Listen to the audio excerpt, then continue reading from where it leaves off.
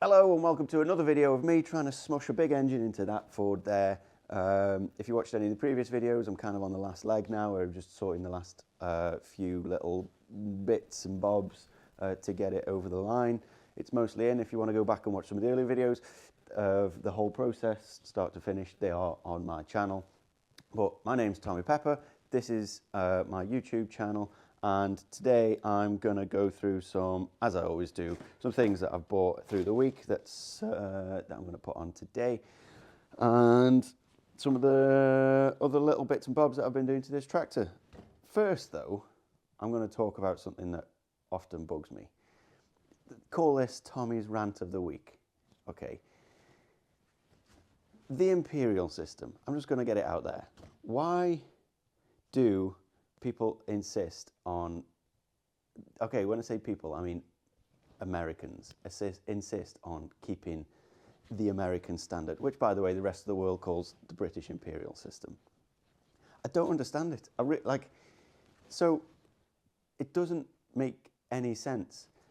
Okay, no, it makes sense, but it doesn't make sense to try and remember it and use it more than the metric system, because the metric system is super. I'll tell you what triggered this. I was reading a thread on a Facebook post the other day where it was like Americans arguing with other people about the metric versus imperial system. And their point was, oh, you're not smart enough to work out what like 7 to 12 tooths of an inch is in whatever. And it's like, why do you even need to? It doesn't make sense.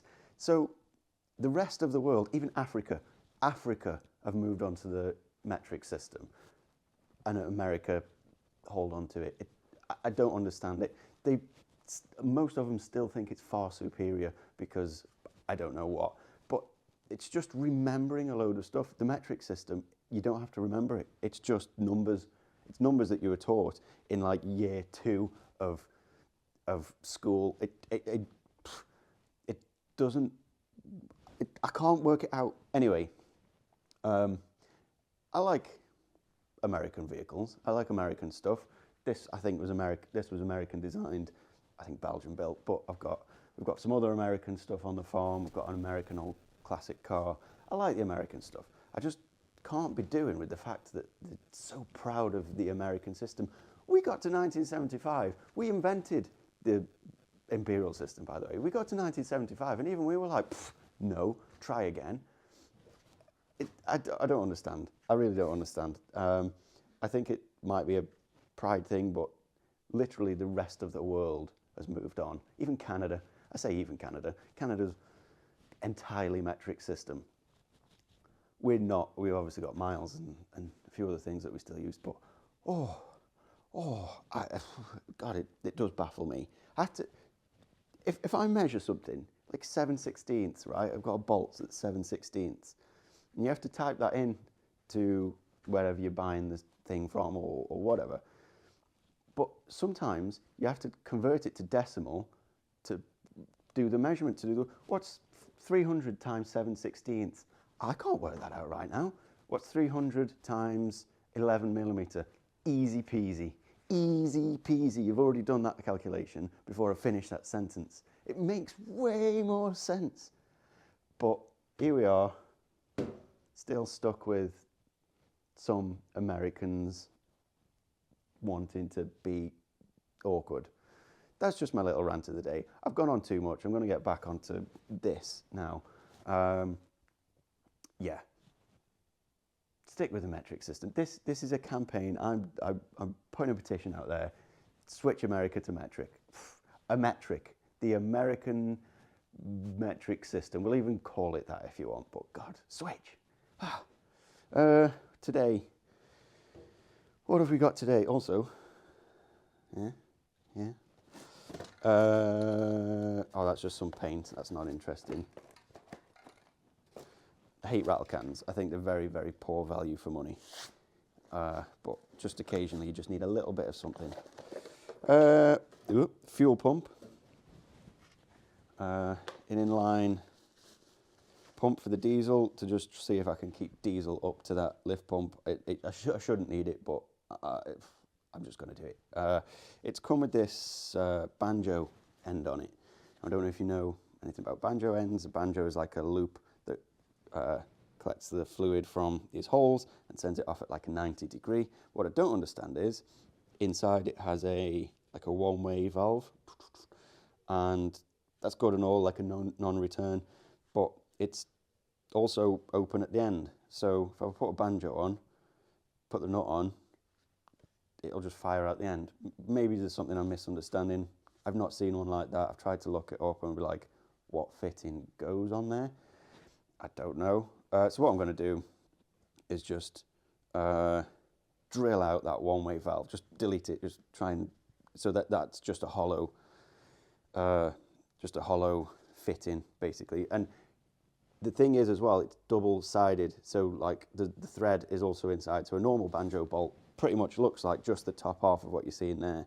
This is weirdly the opposite. So yeah, I'm just going to drill that out and just use that as a pipe fitting, straight on, Jubilee clip on, done. I don't know if my pipe is big enough to go over that end, but I can warm it up and try and put it on. But I'm going to try that today. Hopefully that keeps enough fuel in the line up to the pump, and it runs lovely Jubilee, bolts, Jubilee clips, nothing too special actually, for not too many things to buy today. Yeah, last week was exhaust. Why didn't I put it on last? I've run out of time, so I'm just going to put a lick of paint on there. I've got some high temp paint, lick of paint on there. That can go on, stay on, never come off again. Bonnet back on, tin work can go back on. There's no need for tin work to come off anymore. I still haven't sent off the power steering gear that I talked about last week. I'm going to do that today. I'm going to go and drop that off. Hopefully we can get that sorted. Fuel line sorted. Alternator on. We've got some big bolts here for that. Alternator on with the fan belt. Bleed the brakes. Well, put some mineral fluid in the brakes and then bleed them. Hopefully there's nothing up with them. I've not checked, I've not looked. I just, the pedals are just slack. I'm hoping it's just not got any fluid in. Hoping it's just not another job to sort. And yeah, all right. Just that little stuff. It's all niggly stuff, niggly-piggly stuff. But let's get into it. Honestly, today's just one of them days where like, just the smallest little things stop you from carrying on. One of them being, I've got this tub of engine oil down here. Those are, you can just see them sinking in there. My protective glasses, my goggles. All right, well, I'll tell you another thing that's, I've got another pair somewhere. It just flew off my head. Like, it went bink, bonk, bonk, boom, bounced off everything and landed in the oil. That's actually summing up to date quite nicely. So, what I'm trying to do is, let me get this bolt. I've had to tilt the radiator forward, like so, which isn't so bad because there's a tiny little leak down here that I can bust at the same time. But the alternator bracket, I need that bolt to go through there. However, that's like ever so slightly too narrow diameter of a hole. So I have a drill bit. That's why I've leaned the radiator forward and I was drilling that out.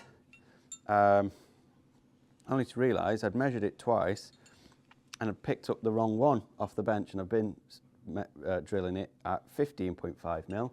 That needs to be drilled at 12 mil. So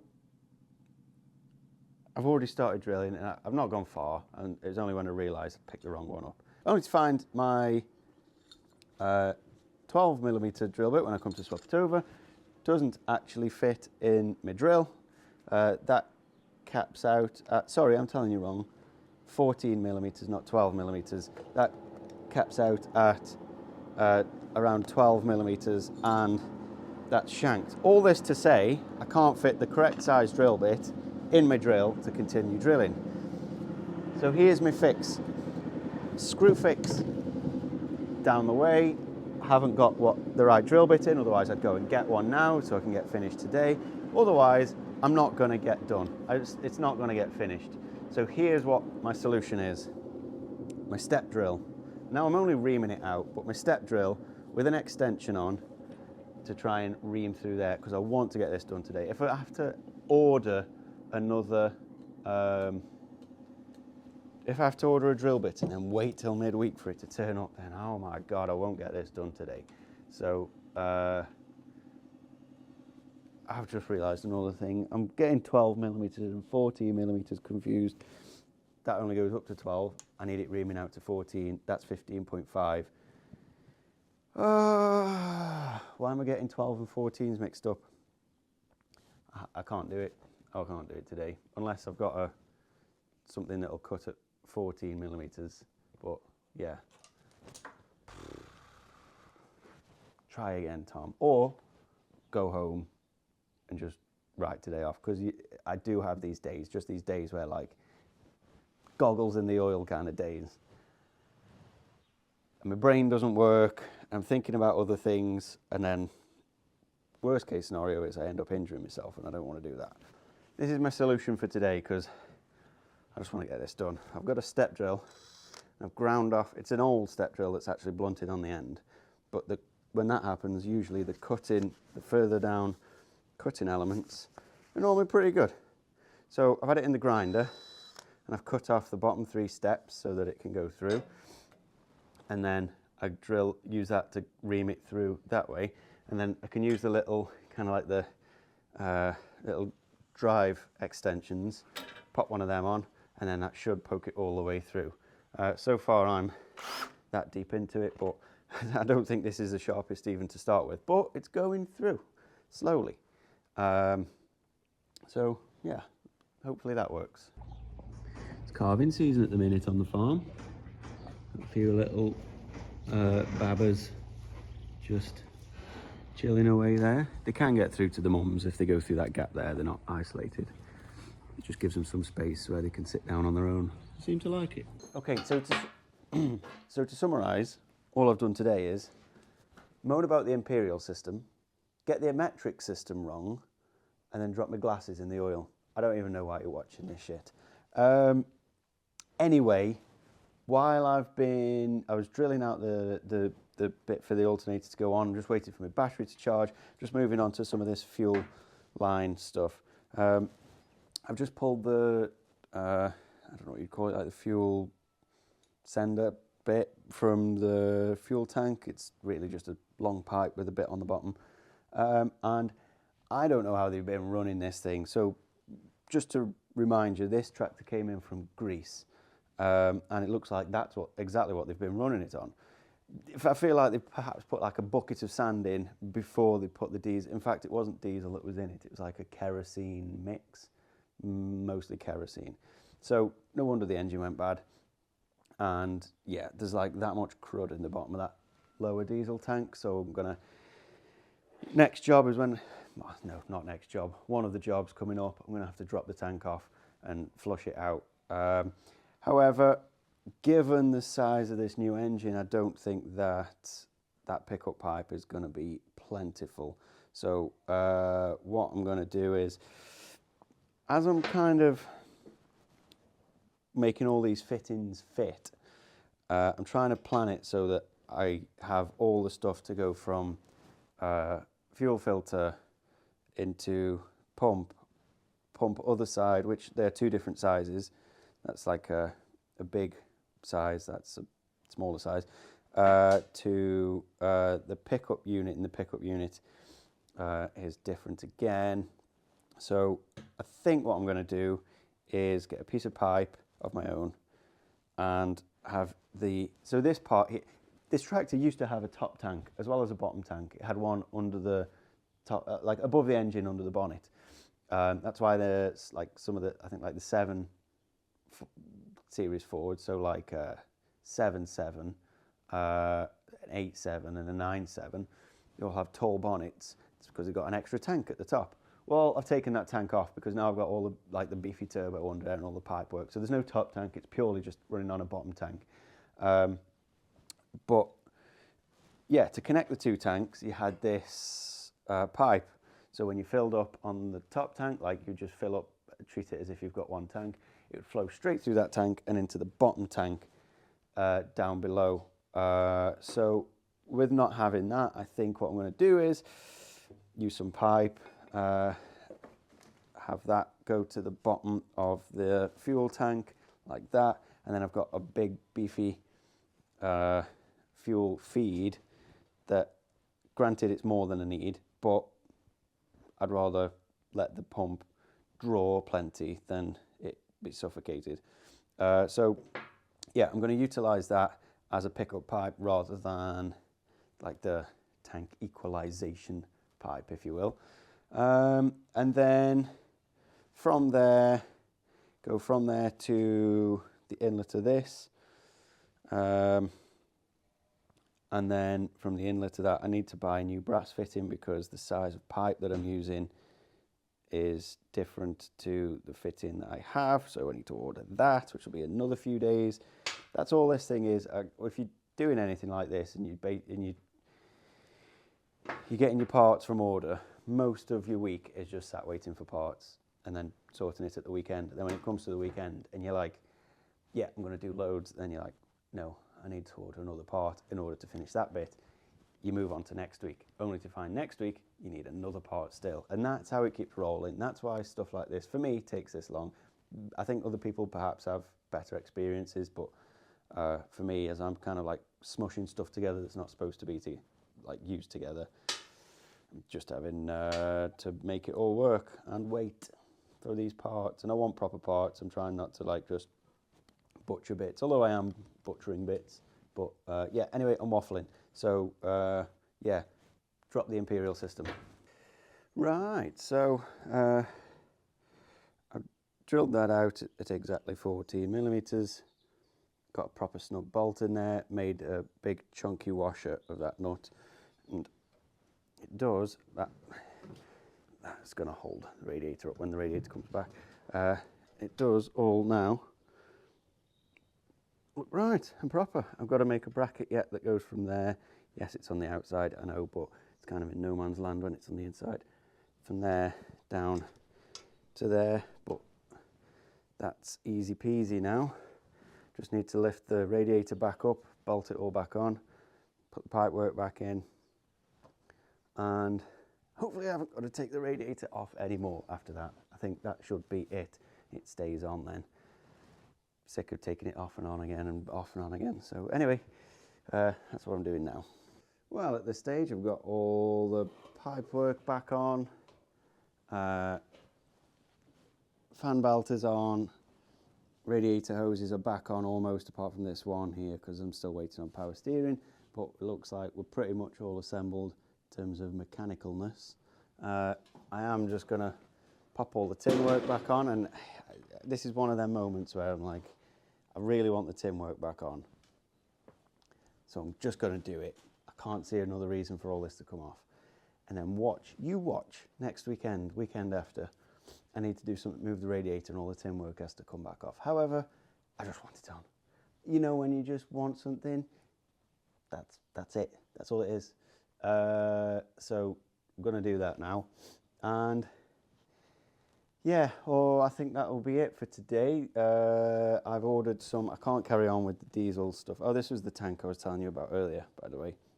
So that's it for this video. It's gone cold and it's raining and it's gone miserable, but it's looking a little bit more like a tractor now.